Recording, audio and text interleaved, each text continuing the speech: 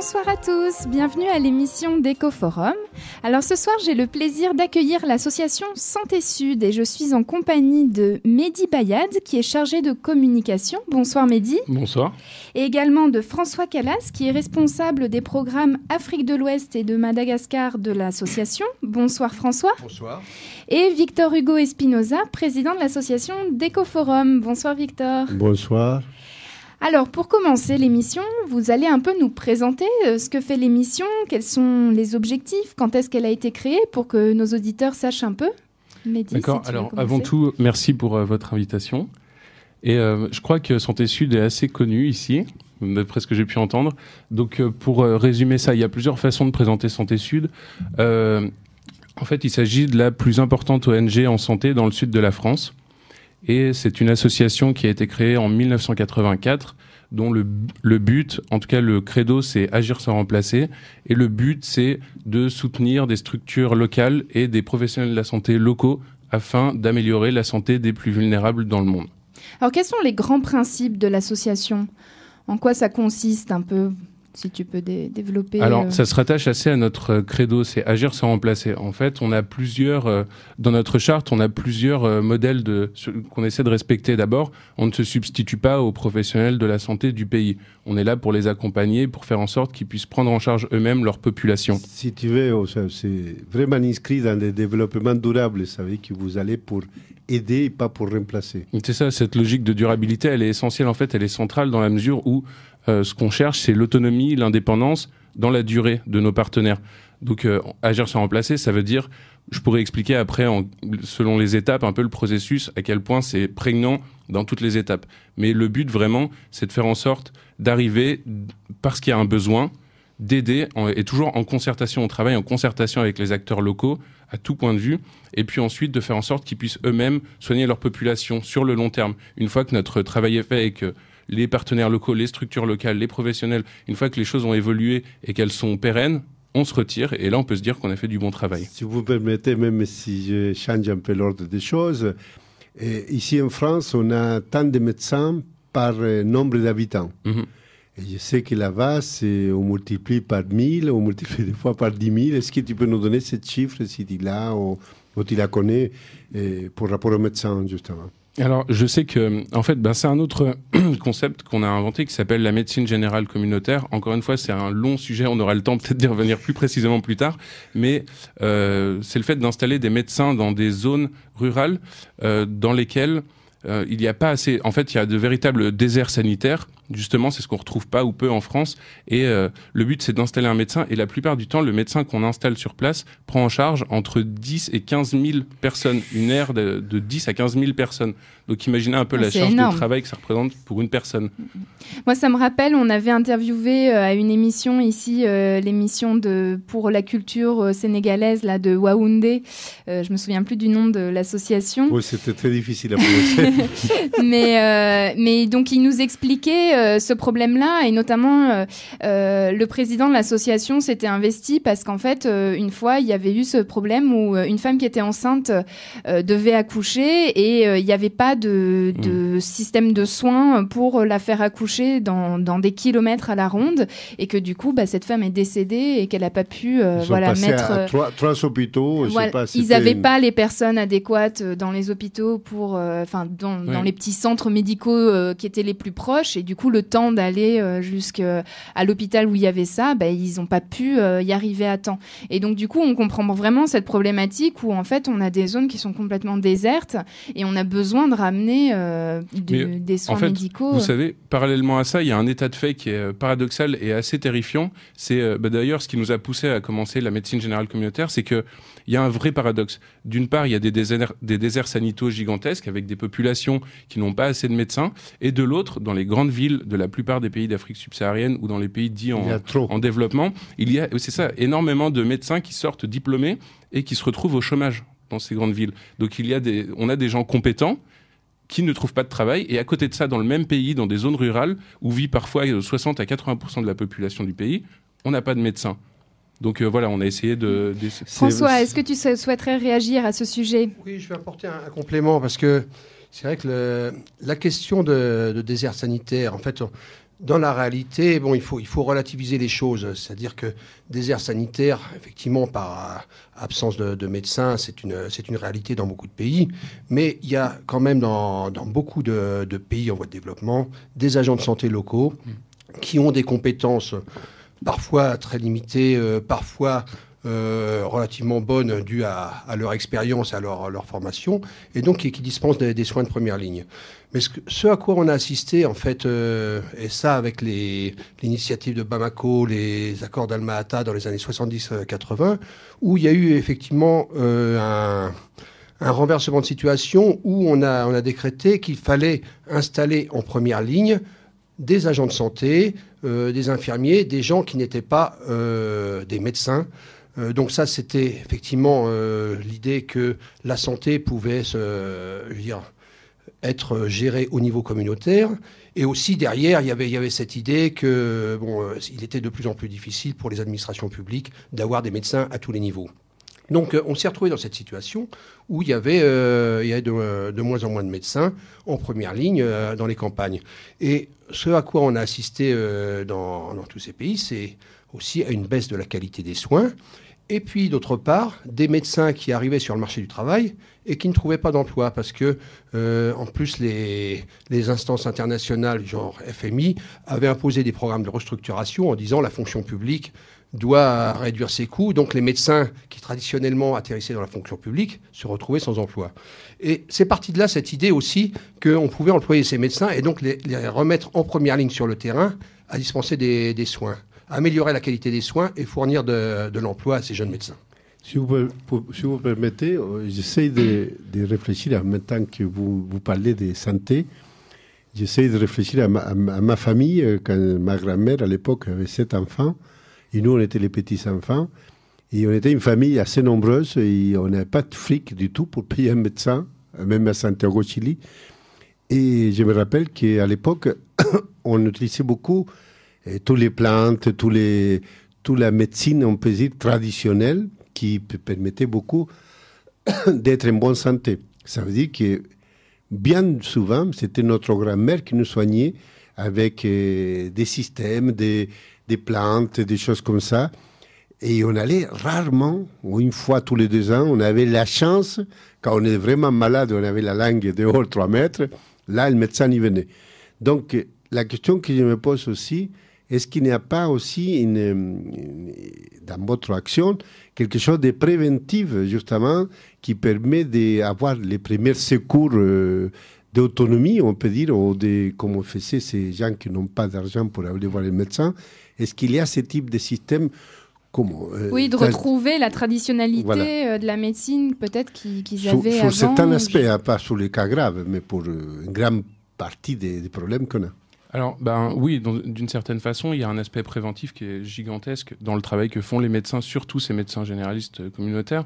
Mais au-delà de ça, leur proximité même garantit une réactivité dans le traitement, dans la prise en charge. Et par ailleurs, vous parliez mais c'est vrai, je pense, de la médecine traditionnelle qui doit se conjuguer avec la médecine dite moderne. Et en l'occurrence, je pense à des maladies comme la drépanocytose ou la tuberculose, qui, elles, nécessitent vraiment un traitement préventif et puis poussé, en fait. Et de fait, nous, ce qu'on essaie de faire par rapport à ça, par exemple, c'est d'installer également des laboratoires de brousse qui permettent d'avoir peut-être une médecine de pointe ou une médecine appropriée à certaines maladies qui ne pourraient pas être traitées d'une autre façon.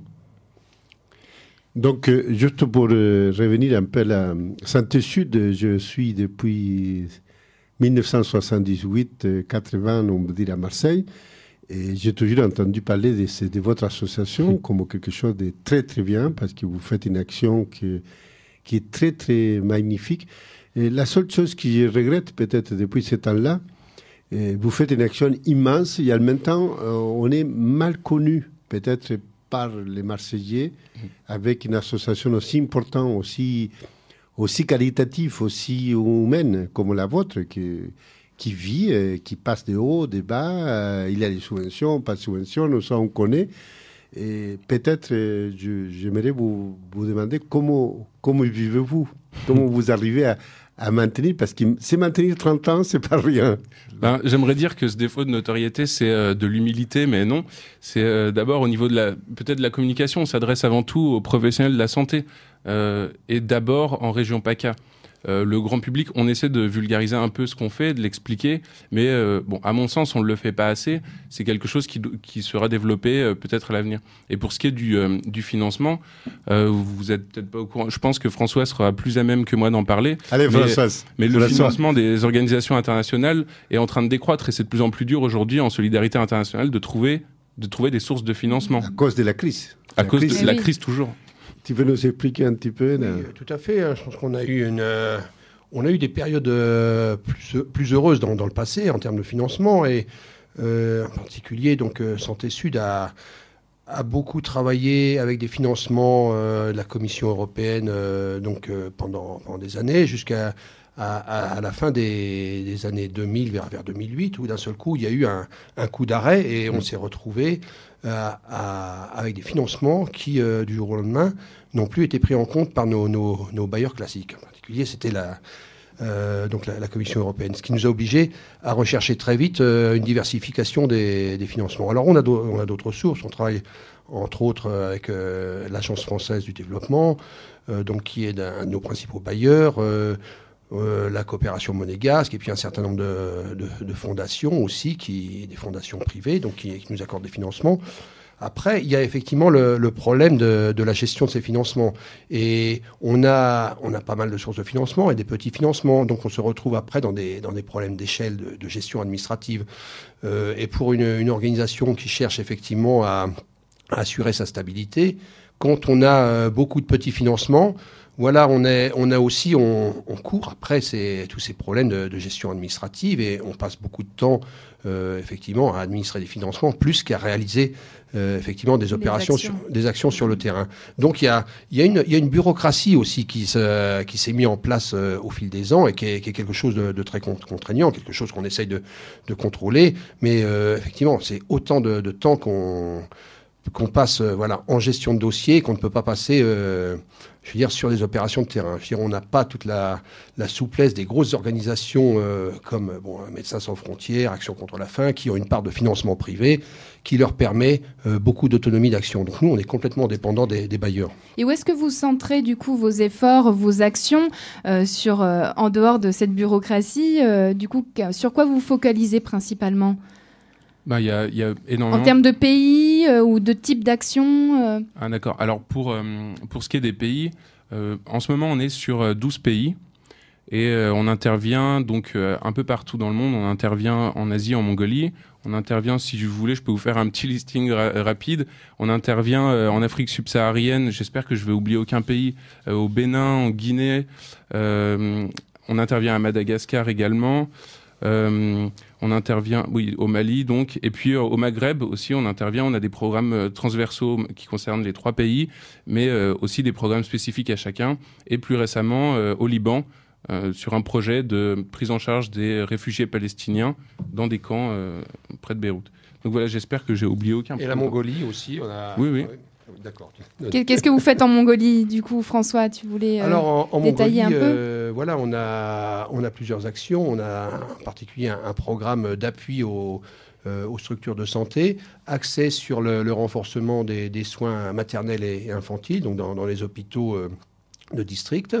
On a aussi un appui à la Fédération nationale des malvoyants, avec laquelle on les a aidés à développer un projet d'établissement. Et là, on va s'engager dans une nouvelle initiative assez originale. On va les appuyer pour la mise en œuvre d'un décret, un décret gouvernemental. Donc, c'était une action de lobbying pour garantir les droits des malvoyants dans le pays. Donc voilà, ce type d'action, et on va démarrer bientôt un programme sur la malnutrition. Juste pour revenir un peu au financement, c'est pour ça que c'est un peu compliqué tous les financements. C'est que bien souvent, quand vous faites connaître localement, vous savez que dans la région PACA ou dans tout le sud de la France, vous savez quand même pas mal de gens qui sont des riches pour une part, ou des collectivités pour l'autre part, qui le fait qu'on écoute ce que vous faites, toute cette action que vous faites, bien souvent, ça passe par les médias, ou bien suivant, ça passe par une communication vis-à-vis des futurs garants de votre stabilité. Donc c'est pour ça que quand je vous ai posé la question, je dirais que vous êtes une toute humilité, vous faites beaucoup de choses, mais malheureusement, bien souvent, les moyens, ils viennent d'ici. Et donc, comme les moyens viennent des pays riches, il y a une communication qui n'est pas très agréable, la communication del paraître, bien que vous êtes déjà dans les terrains, et vous devez montrer aux autres que vous êtes... qui ça sert à quelque chose aussi pour ces gens, que même une fondation, quelqu'un de riche qui y a 5 millions à payer, il veut donner 50 millions à votre association. Des fois, ça passe pour une petite communication et c'est pour ça que j'insistais sur ce point de vue-là. Oui, alors si vous voulez, en tout cas, très honnêtement, dans notre charte fondatrice, on se refuse déjà d'emblée à utiliser des images qui déformeraient la réalité ou qui seraient, disons, misérabilistes. Donc on essaie de... Pas d'image choc, c'est normal. Pas d'image choc, on veut respecter la réalité de ce qui se passe sur le terrain et le respect aussi des gens qu'on aide, qu'on soutient. Donc c'est une communication moins dramatique, disons. Mais pour le reste, il faut par ailleurs faire preuve de tact pour expliquer en fait nous on n'a pas une action directe comme pas mal de grosses ONG. Ce qu'on fait, c'est pas... Qui se sert beaucoup des fois. Bien sûr. C'est dramatique pour avoir beaucoup de sous.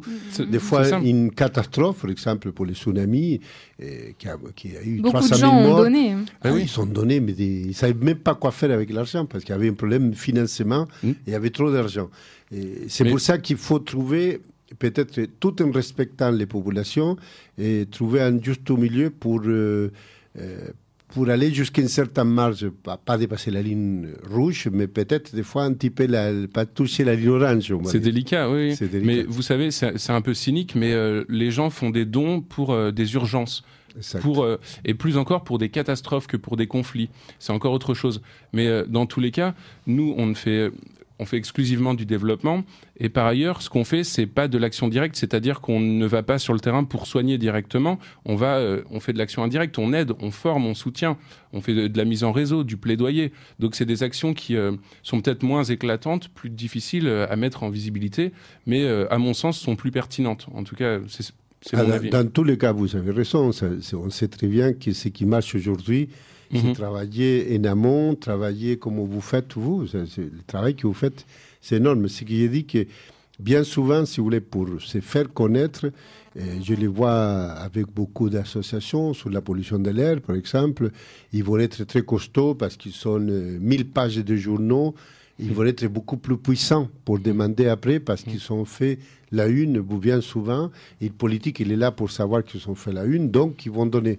Dans votre cas, par exemple, vous le dites d'une façon très claire, par exemple, quand vous allez aider aux gens, à un moment venu, ces gens-là qui donnent, c'est ça qui est dit par là qu'il faut trouver une communication dans laquelle les durables ils marchent. Oui. Parce qu'ici même, pour rapport à la pollution de l'air, on va faire un grand scandale parce qu'il y a un pic de pollution, mais s'il y a beaucoup de morts qui meurent tous les jours calmement, on ne dit rien. C'est pareil pour l'eau, 36 000 morts par jour selon un certain chiffre du sommet de la Terre. Selon le sommet de la Terre, à l'époque, 25 000 morts aussi par jour. Ça, les morts tous les jours, mais petit à petit, personne ne parle. Mais un certain nombre de morts, on va tout le monde parler parce qu'on est dans une position médiatique un peu sensationnaliste. Ce qui est assez triste, je trouve, c'est qu'aujourd'hui, quand les gens perçoivent des infos, quand il y a une catastrophe, souvent ils regardent le nombre de morts et avant tout un nombre. On n'humanise plus les gens qui sont partis dans cette catastrophe. Et par conséquent, les médias centrent leur attention sur certaines catastrophes plus que sur d'autres, alors qu'une vie humaine vaut une vie humaine. Exact. C'est une logique. Oui, que ce soit lors d'un tsunami ou que ce soit parce qu'il y a des maladies liées à l'eau ou autres problématiques. D'ailleurs, je voulais revenir un peu sur ces problématiques que vous pouvez rencontrer et notamment les problématiques qui sont liées aux jeunes enfants, notamment la mortalité infantile, qu'on explique un peu quels sont les problèmes que vous rencontrez et les solutions que vous apportez au sein de Santé Sud. Alors, bon, ça dépend en fait de la zone géographique, ça dépend d'un pays à l'autre, ça dépend même d'un centre de soins à un autre. Pour ce qui est des jeunes, disons qu'on a pas mal de programmes, en fait, on en a sur la mortalité infantile. on a aussi, je fais juste un état des lieux, on a aussi des programmes sur les jeunes en rupture sociale, on a des programmes sur les jeunes qui souffrent de handicap mental ou handicap physique. Et enfin, dans tous ces cas, je vous parlais des réfugiés palestiniens tout à l'heure. Donc, eux aussi, on prend en charge des populations jeunes particulièrement vulnérables. Et à chaque fois, on est confronté à des problèmes différents. L'approche change. Nous, dans notre modus operandi, on a plusieurs actes. On a notamment des actions de plaidoyer parce que je pense notamment au Mali et à la Tunisie. François pourra vous parler du Mali, mais les pouponnières dans lesquelles on agit, souvent c'est des enfants abandonnés qui sont abandonnés parce qu'ils sont ils sont hors mariage. Donc, par rapport à ça, il y a tout un travail de sensibilisation qui doit être fait sur la reconnaissance de l'enfant qui a... C'est-à-dire que les mères abandonnent leurs enfants parce qu'elles ne les ont pas eu au sein d'un mariage. Bien sûr, et on est confronté à peu près aux mêmes problématiques ou semblables sur les mères célibataires dans plusieurs pays où le poids de la tradition est très fort, très marqué. Et donc là, il y a un travail de sensibilisation à faire. Ce qui est très compliqué, c'est que je vois que vous touchez beaucoup de... Est-ce que vous avez une charte des limites? On peut dire, vous parlez santé, et jusqu'à où s'arrête la santé et à quel moment on commence à toucher le social et à quel moment on commence à toucher le problème culturel. Et c'est ce qui est très compliqué à faire d'ailleurs. Jusqu'à où on va et comment... tout à l'heure, quand on agit, sur quels critères, jusqu'à où... là, par exemple, l'exemple concret que vous donnez, vous allez donner une aide ou vous allez donner un soutien logistique pour aider justement ces populations-là.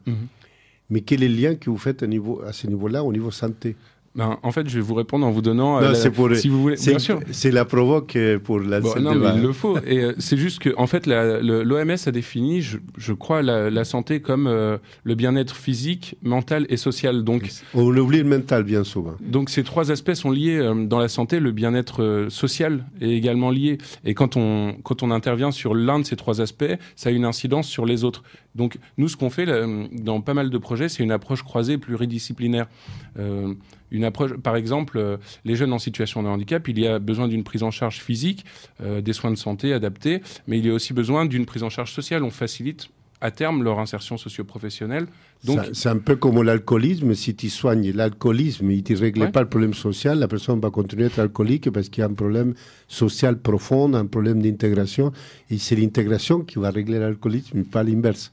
Donc, bien sûr, il faut prendre en charge tous les problèmes de la question. François, tu peux peut-être nous dire un mot sur ce que tu rencontres, toi, au sein de tes programmes, sur cette problématique. Comment tu arrives à gérer le côté aussi culturel dont parlait Mehdi au sujet notamment des mères célibataires ou des enfants hors mariage?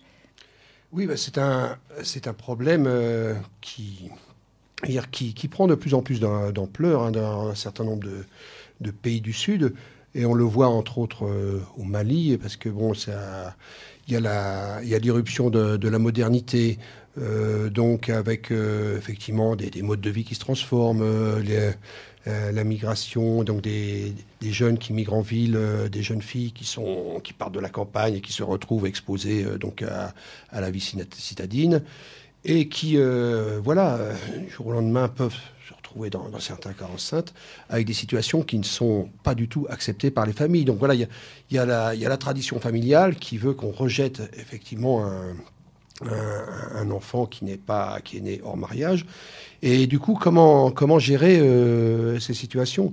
Donc aujourd'hui, on cherche à renforcer les dispositifs existants qui sont très faibles. Au niveau du gouvernement, il y a une pouponnière d'État, un centre pour les enfants abandonnés, il y a quelques initiatives privées, mais le cadre légal reste encore très, très flou, et puis ces structures sont très peu aidées, parce que la population ne veut pas reconnaître le problème. Donc il y a effectivement tout un travail sur les structures elles-mêmes, sur l'appui à la reconnaissance, et donc le plaidoyer pour qu'il y ait une meilleure prise en compte de ces problèmes. Si vous permettez, comme on arrive presque à la mi-temps, on va dire, de cette émission, je vous vois très passionné, toi aussi, Mehdi, je te vois très passionné. Et je sais que toi, tu es bénévole, toi, tu dois être embauché dans les structures. Et je voulais peut-être vous poser la question, parce que la façon que vous parlez, moi, en tant que prof de com, je vois tout de suite les gens qui sont en résonance avec vous-même. Vous savez que vous parlez avec cœur. On voit que tu domines bien en tant que chargé com Et étant tout jeune que tu es, on voit que tu parles avec passion, et en même temps, tu vois l'immensité des choses qu'il faut répondre. Et j'aimerais savoir, est-ce que tu es content dans ton bureau et comment tu es arrivé là, et à toi aussi, François, comment tu es arrivé là? Je suis arrivé là en passant. Je pourrais vous faire un parcours de mes études et de mon parcours professionnel, mais qu'est-ce qui t'a piqué pour arriver? Pourquoi tu n'es pas, je sais pas, à Paris, à côté des énarques, ou je sais pas quoi? Non, en fait, je crois vraiment en.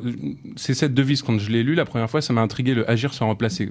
C'est-à-dire, dans l'humanitaire, je me suis jamais trop posé de questions, je me suis toujours douté que je voulais travailler dans l'humanitaire, mais ce agir sans remplacer m'a intrigué. Et en comprenant vraiment le sens, je me suis dit que c'était enfin quelque chose de pertinent, une action juste et pertinente. Mais ta famille, elle est humanitaire, ou est-ce que c'est une riposte, ou est-ce que c'est une riposte d'une famille riche? Je ne sais rien, moi. Des fois, on a quelque chose qui nous a fait... Un événement ou quelque chose qui t'a marqué? Qui t'a piqué, je sais pas. Non, c'est vraiment ce agir sans remplacer qui t'a... Je sais pas, j'ai eu la chance de voyager un peu et j'ai passé plus d'1 an en Syrie, j'ai passé un certain temps au Sénégal, donc j'ai eu la chance de rencontrer des gens qui m'ont un peu...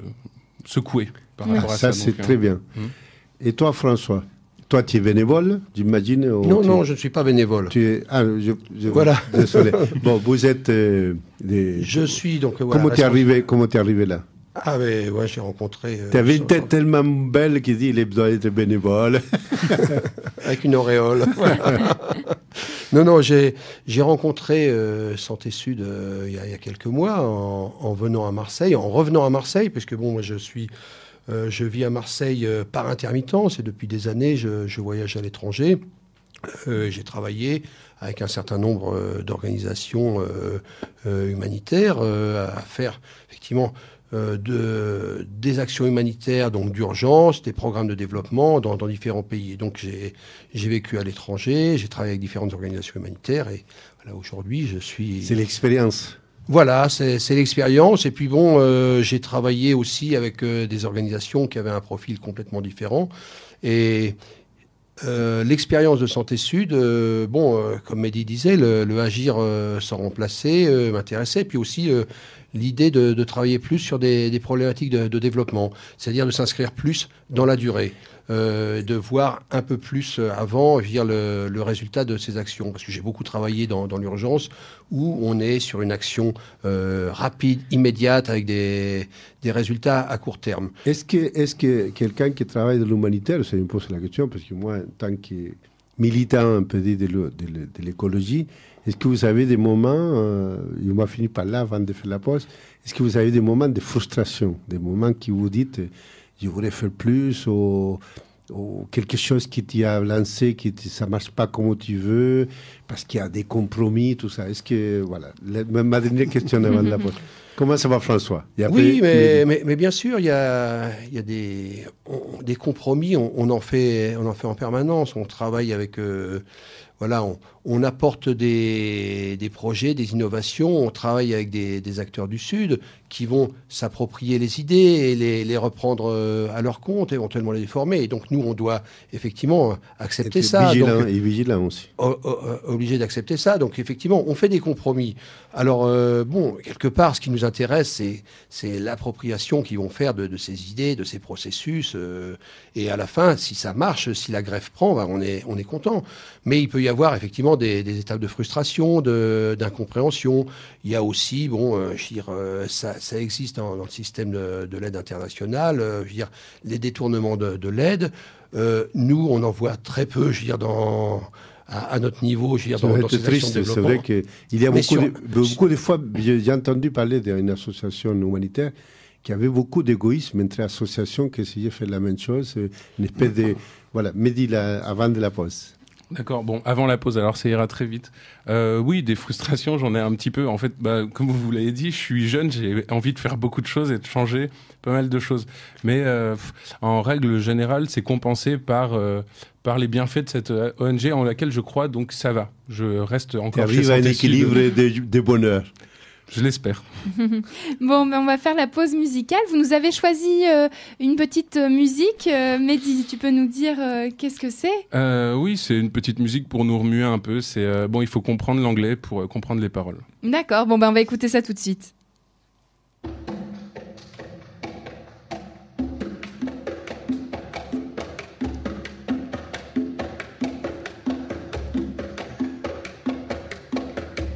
will not be able to stay home, brother.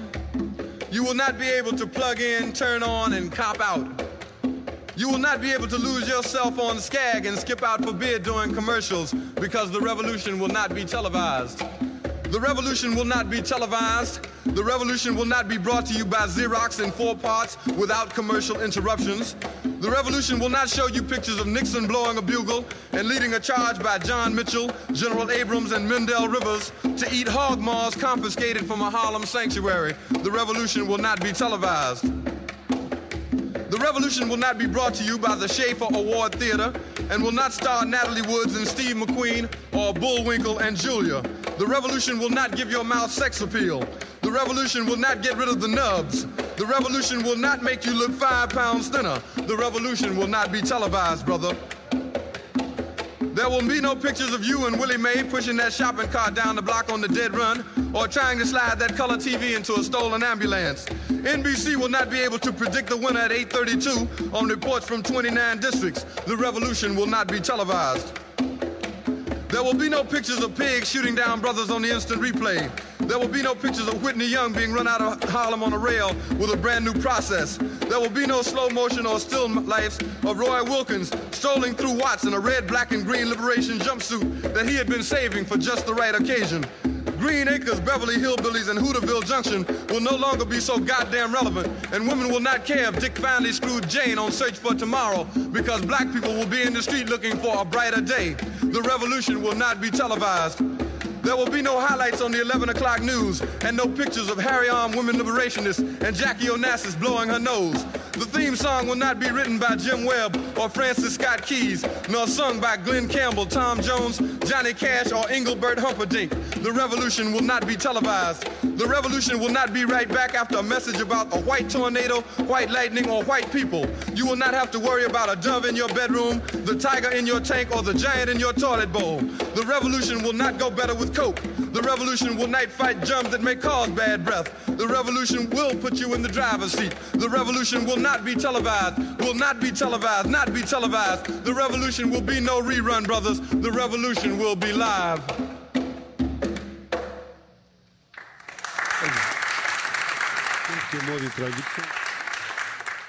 Bonsoir à tous, bienvenue à la deuxième partie de l'émission d'Ecoforum. Alors nous sommes avec l'association Santé Sud en compagnie de Mehdi et François et Victor Hugo de l'association d'Ecoforum. Donc on était un peu en train d'évoquer en première partie les différents problèmes liés à la santé que vous pouvez rencontrer. Et nous, c'est vrai qu'avec l'association Ecoforum, on milite depuis longtemps aussi pour l'environnement. Et j'aimerais savoir quel est le lien que vous pouvez rencontrer avec certaines maladies, notamment émergentes, et des pollutions environnementales qu'il peut y avoir. Alors, si vous voulez, pour répondre à ça, en fait, je pense que je peux utiliser, c'est assez pratique. On a fait une journée provençale de la santé humanitaire il y a quelques temps, dont je vous parlais juste avant.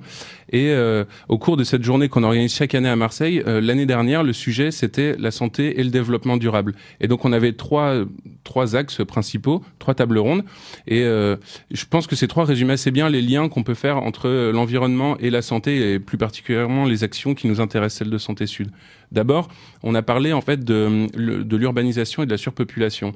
Et c'est un problème la démographie auquel on est confronté aujourd'hui, dans un monde en pleine rupture, dans un monde qui évolue. Par rapport à ça, je sais que je lisais ce matin il y a 1 milliard de personnes dans le monde qui vivent dans des bidonvilles, c'est ça, 1 milliard, je crois.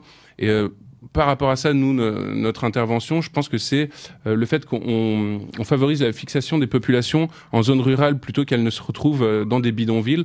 Et pour ce faire, on leur fournit des soins de proximité qui leur permettent de plus avoir à se rapprocher des villes pour bénéficier de soins de qualité, tout simplement. Mais après, ce qui se passe à l'échelle planétaire, le réchauffement climatique, pousse. On a déjà aujourd'hui les premiers, je vous l'apprends pas, les premiers déplacés, les premiers réfugiés climatiques. À cause de la montée des eaux, c'est ça ? À cause de la montée des eaux. Si vous permettez, peut-être avant de développer, nous, on va juste de vous donner quelques chiffres et quelques thématiques qui, je pense, qui sont très liées à vous. Les premières, on va commencer pour la pollution de l'air. Par exemple, la pollution de l'air. En France, il y a 42 000 morts prématurées liées à la pollution de l'air. Dans le monde, il y a 7 millions de personnes qui meurent liées à la pollution de l'air officiellement. Et les trois quarts, si vous voulez, sont des gens qui meurent de la pollution de l'air intérieur. Il vient souvent dans les pays pauvres à cause de la cuisine qui va envoyer la fumée. Donc on voit très bien que les plus sacrifiés, c'est les pays pauvres. Après, quand on regarde l'eau, on voit qu'il y a les grands problèmes de la famine, les 24 000 ou 24 000 morts par jour, les 36 000 de l'eau. On voit très bien que c'est lié à des problèmes sanitaires, à des problèmes qu'on n'arrive pas à bien avoir de l'eau potable nécessaire pour les gens. Ils se lavent avec n'importe quoi, ou on ne se lave pas assez, ou on n'a pas les moyens de se laver. C'est pour ça qu'à un moment venu, Ecoforum avait râlé pour l'eau qui partait à Barcelone, parce qu'on donnait à Barcelone, quand il y a des terrains de golf, il y a le même temps à l'autre bout de la terre, il y a des gens qui meurent de soif. Donc on présentait le problème de l'eau comme un problème aussi très important. Après, si vous voulez, quand on a regardé aussi, on a regardé tous les problèmes de la chimie. Ça veut dire qu'aujourd'hui, dans les pays pauvres, on va utiliser, par exemple, des produits comme l'or, le cadmium, des différents types de produits chimiques qui sont très néfastes pour beaucoup de gens. Et les eaux, ils vont être polluées chimiquement, donc il va y avoir des maladies chroniques assez importantes. Et on s'est rendu compte aussi qu'il y avait un manque de respect total d'une juridiction, si vous voulez, qui respecte tout ça. Et après, on a vu la montée des eaux qui aujourd'hui va déplacer 200 millions de personnes. 200 millions de personnes, ils vont être déplacés simplement parce que l'eau va monter. Et en plus, on ajoute le dérèglement climatique avec toutes les catastrophes, les glissements de terrain, tout ça, parce qu'il y a beaucoup de gens qui se placent où ils peuvent, au Pérou, par exemple. Bien sûr. Ils vont être...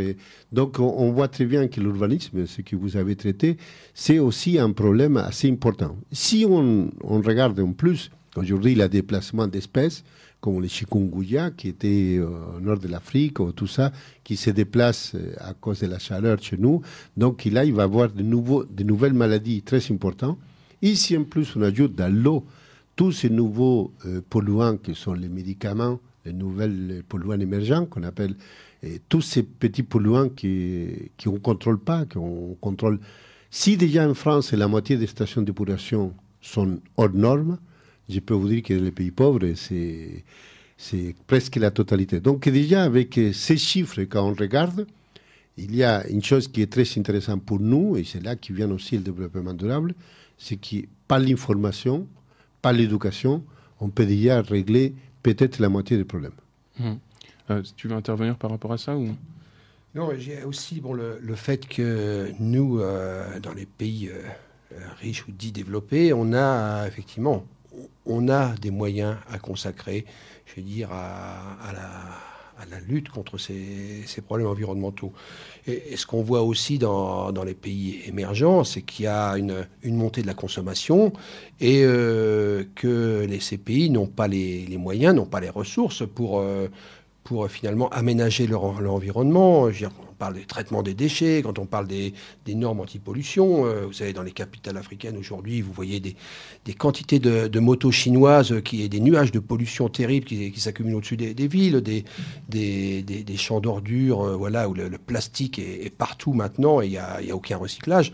Donc il y a effectivement des problèmes en devenir, je crois. Si vous permettez, juste dire un mot sur ça.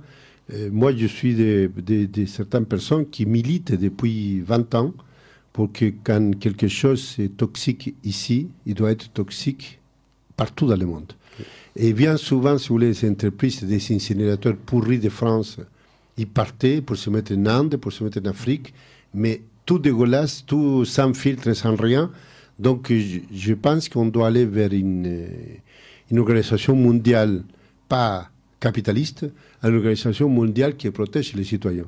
Donc je pense que quand le benzène est toxique ici en France, heureusement par Internet, même si c'est les grands groupes, on sait aussi qu'il est toxique là-bas.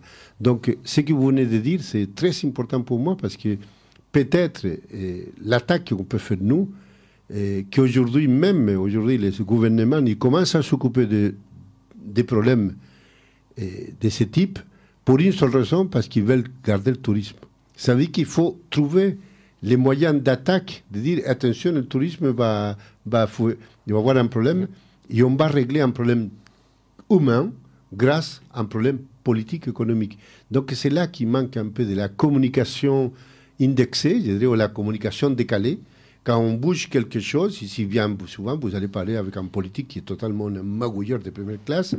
Mais si c'est politique qui est un magouilleur, mais était élu par les peuples, on va parler avec lui, il va régler le problème d'une population de 300 ou 400 ou 600 personnes. Il vaut mieux aller parler avec ces politiques magouilleurs qui rien faire. Vous voyez, c'est ça le problème. Dans les pays pauvres, des fois, c'est encore pire. Mais ce qu'on constate aujourd'hui, en tout cas ce que moi je constate, c'est que la société civile s'organise. Aujourd'hui, elle a un poids gigantesque, elle se diversifie, elle se crée en réseau. Et c'est ça qui a un véritable impact sur les décisions, à travers des initiatives locales, des projets qui, s'ils sont pertinents, peuvent être mis en avant pour contrebalancer l'hégémonie de certains autres qui ne sont pas du tout vivables sur le long terme. Et à mon avis, l'objectif, c'est un peu ce que tu disais, il faut une harmonisation du droit international sur ces questions-là, mais surtout son application. Mais cette harmonisation, tu viens de le dire, moi je crois depuis 30 ans que je me spécialisais d'être un casse-couille durable, on va dire au casse-pied durable, dans le sens que je me spécialisais à créer des conflits. Ça veut dire que chaque fois que quelqu'un avait un incinérateur, je venais voir de quelle façon on pouvait faire pression pour que, telle pollution, je venais faire tout ce qu'il fallait pour faire de la communication médiatique un peu exagérée, on va le dire clairement, parce que comme personne nous écoutait, si on dit il y a des morts chaque jour, un par an, toutes les minutes, personne s'intéresse, mais 40 morts à l'instant T, peut-être s'intéresse plus, et ça dépend nous aussi, parce que si c'est dans des pays pauvres, peut-être on ne s'intéresse pas. Donc il fallait trouver les moyens de faire parler. Et peut-être, en faisant pression, et grâce à, comme tu dis toi, et ça me donne de l'espoir, les gens s'organisent, ils commencent à comprendre qu'aujourd'hui, il faut s'unir pour être plus fort. Il n'y a pas 36 solutions. Et les politiques, comme c'est grâce à eux qu'ils sont élus, tant que la démocratie, c'est une bonne chose, continuer à faire pression. Alors justement, Mehdi, tu parlais de ce droit, finalement de ce droit à la santé pour tous. J'avais envie de moi vous poser cette question-là. Qu'en est-il de ce droit aujourd'hui ? Est-ce que vous trouvez qu'il est suffisamment respecté ? Quels sont les manques ? Comment on pourrait faire en sorte qu'il soit plus respecté partout dans le monde ? Alors, en fait, au niveau international, le droit international a clairement déclaré que l'accès égal à la santé pour tous était l'un des droits fondamentaux de l'humanité. Malheureusement, c'est pas du tout respecté. Loin de là. Les indicateurs montrent aujourd'hui, en fait, si on devait observer une tendance globale, ça peut sembler étrange, mais elle est à l'amélioration de la santé humaine sur la planète. Simplement, en observant donc les indicateurs mortalité infantile, maternelle, espérance de vie. Simplement, là où ça cloche, c'est qu'en fait, c'est pas équitablement réparti sur cette augmentation sur la planète. Ça, c'est la première des choses. Et la deuxième, c'est qu'elle est complètement en retard de ce qu'on prévoyait dans les objectifs du millénaire pour le développement. On a un train de retard sur la moins pessimiste des visions qu'on supposait implémenter. Donc, il y a... Oui. Peut-être il faut s'attaquer au cycle infernal du marché économique et de la mort. Aujourd'hui, il y a tout un marché, si vous voulez, qui commence à la naissance. Aujourd'hui, déjà, dans l'écologie, on sait qu'aujourd'hui, on a la bioaccumulation. Il y a des gens qui, aujourd'hui, naissent toxiques. Naissent toxiques pour une simple raison, qu'on a une accumulation de polluants, et les mères, ils le donnent par la placenta à ses enfants. Donc, aujourd'hui, on est dans une espèce de cumulation. Donc, on s'occupe de la santé, on s'occupe d'avoir des malades pour gagner des frics.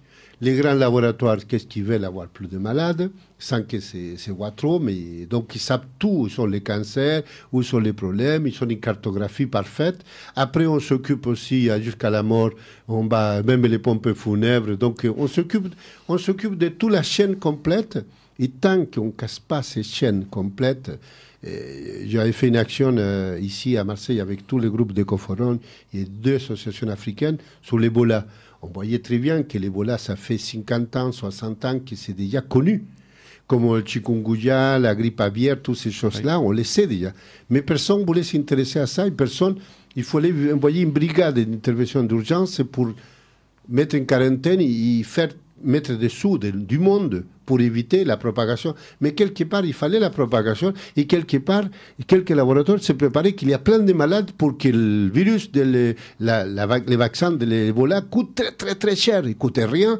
Et s'il n'y a personne qui a l'Ebola, il ne coûte rien. S'il y a beaucoup de morts, aux 4 000, 6 000, c'est jackpot. Donc, le problème, qu'il y a un problème de l'économie, de l'angoisse, des malades. Et même, si vous voyez la France, c'est le pays le plus qu'on consomme le plus d'anxiolytiques du monde. Ah, je crois qu'on est deuxième maintenant. Peut-être on est le deuxième, je ne sais pas Equicam, mais je peux vous dire une chose, on était les premières. Et si aujourd'hui il y a un nouveau premier, ça doit être encore un pays développé. Ne vous inquiétez pas, ce n'est pas un pays pauvre. C'est qui? Je ne sais plus, mais oui, ça doit être développé. Peu importe, ça va être un pays très riche. Mais dans tous les cas, je vous dis que quand on regarde tout ça, il y a un marché pour que les gens, même le marché même les supermarchés, si on veut créer des obèses, on vend des steaks qui sont 10% des steaks et le reste c'est des gras. Et donc on fait des obèses et après on passe à la caisse aussi parce qu'on va payer les maladies, les problèmes cardiaques. Bon. Donc vous comprenez très bien qu'aujourd'hui, peut-être pour s'attaquer aussi à ces problèmes qu'on est en train de copier mais heureusement le monde, je pense qu'il est en train de réagir d'une façon différente. Mais si on règle déjà le problème des déchets dans le tiers-monde, je crois qu'on règle le problème de l'eau, le problème de plein de choses, si on règle le problème des déchets. Mais en fait, ces problématiques sont liées. Et là, c'est ce que tu disais, c'est complètement vrai. Je pense qu'il y a un business funèbre, un business de la mort. C'est-à-dire que les gens... Je l'ai appelé un jour, dans un journal à Paris, je l'ai appelé comme l'économie de la mort. C'est ça. Il faut l'économie de la vie. C'est terrifiant. Des gens s'enrichissent sur la souffrance d'autres personnes. Bon, on pourrait digresser et faire une émission de 4 heures. Moi, je reviendrai pour ça avec vous. Il n'y a pas de problème. Mais en tout cas, tant que ce cercle vicieux n'est pas rompu, ça va continuer comme ça et empirer complètement. Et à mon avis, c'est ce que je vous disais, la solution, elle vient d'en bas, elle vient des gens qui s'organisent. Elle viendra pas d'en haut. Et bon, là, on est parti, on n'est plus sur Santé Sud, mais j'espère voir... C'est Santé Sud, parce que si l'objectif même est Santé Sud, et peut-être un jour, c'est pouvoir donner des conseils et donner des conseils pour la santé, type comme ils faisaient les Chinois à l'époque. On payait le médecin quand on n'était pas malade. Ouais. Non, mais c'est ça l'objectif. C'est ça la médecine chinoise. Mais en fait, ce qu'il faut rechercher, c'est donner les outils aux gens, leur donner les moyens, et ça passe souvent par de l'information, les moyens de se révolter ou de jouer un rôle. Pour ce qui est de la santé, par exemple, les moyens de connaître ce qu'il faut faire, ce qu'il ne faut pas faire. Et ça, c'est le médecin, par exemple, qui est placé, qui doit donner ces outils-là. Et ça a des impacts en termes de santé qui sont gigantesques, je pense. Justement, François, je voulais te poser une question par rapport à tes programmes donc, que tu fais.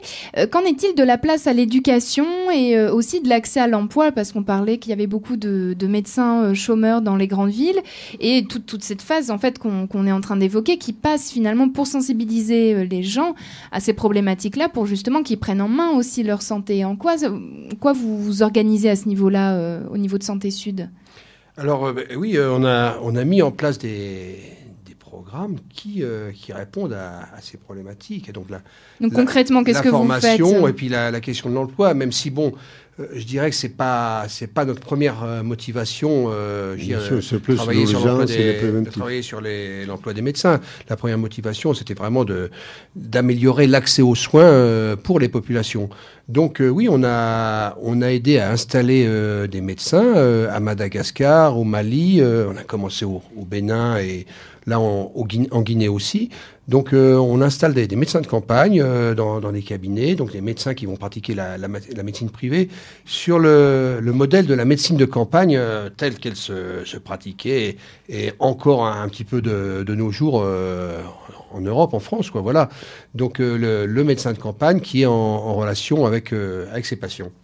Donc ça a permis effectivement de trouver du travail pour les médecins et puis on leur a donné une formation très spécifique parce que tout ce à quoi on a assisté ces dernières années, c'est que les jeunes médecins et en particulier en Afrique, mais c'est vrai aussi dans une moindre mesure dans les pays occidentaux, je veux dire, par leur cursus universitaire, en fait, étaient formés à une médecine hospitalière, donc une médecine très, très technicienne, et n'avaient pas cette formation, je veux dire, humaine. Je veux dire, il y a le côté humanitaire du médecin, donc il y a une relation privilégiée avec son patient, ce qu'on appelle sous le titre médecin de famille.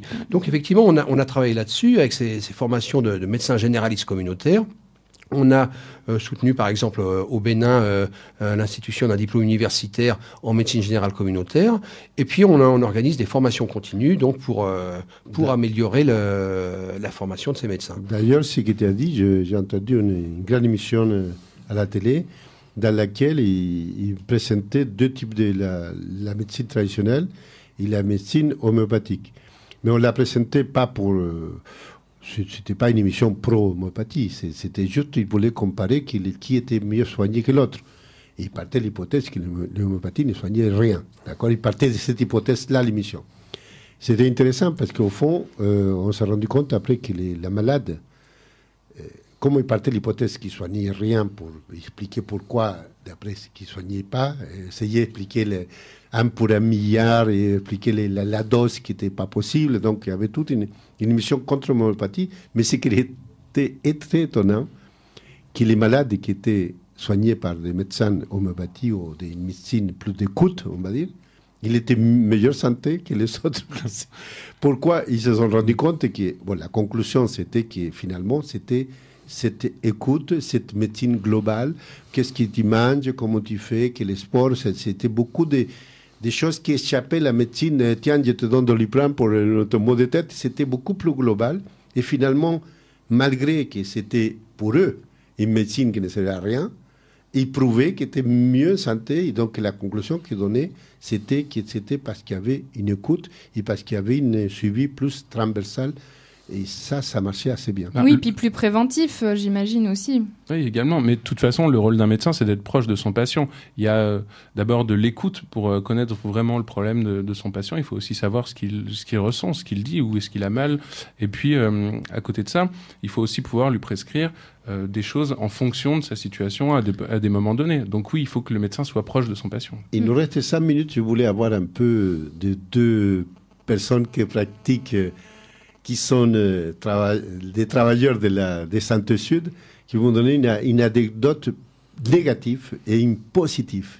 Une qui vous a fait de tristesse. Nous, on a plein de nécoforums. Des négatifs, on a surtout ça, parce que comme on est casse-pied, on est toujours les ennemis de tout le monde. Donc on a eu des trucs négatifs, mais on a eu quand même des choses positives. On va commencer par toi, chargé de la com, ou par François. Allez, François. Alors là, moi je parlerai plus... Négatif. Négatif, c'est difficile. Il y en a pas tant que ça, des négatifs. On parlait tout à l'heure de frustration, mais bon, ça fait partie du lot quotidien et je veux dire, c'est pas très... pas très important, quoi. Ouais. Donc oui, non, plutôt le positif, c'est de voir des patients arriver dans un centre de santé, de voir des mères faire soigner leur enfant, des femmes qui sont accouchées dans des conditions propres et avec une assistance médicale, et puis donc des gens qui effectivement ont accès à la santé et qui apprécient effectivement cette qualité de soins. Et ça, on le voit en visitant les centres de santé où on a aidé des médecins à s'installer, parce qu'il y a la satisfaction aussi du médecin qui finalement se rend compte comme il est utile pour sa population.